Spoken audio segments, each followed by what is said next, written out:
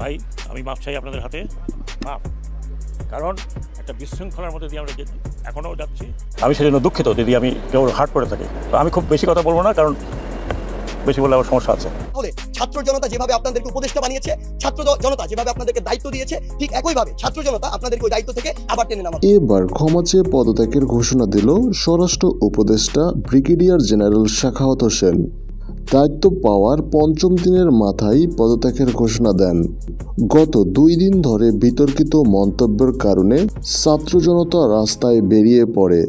ছাত্র জনতা বলেন, আওয়ামী লীগের পক্ষপাতিত্ব করায় শেখ হাসিনাকে হত্যার স্বীকৃতি দেয় এই ব্রিগেডিয়ার জেনারেল। এজন্য উপদেষ্টা পদ থেকে তাকে বহিষ্কারের হুমকি দেওয়া হয়। এদিকে নিজের ভুল বুঝতে পারায় সকলের কাছে ক্ষমা প্রার্থনা করেন এই ব্রিগেডিয়ার।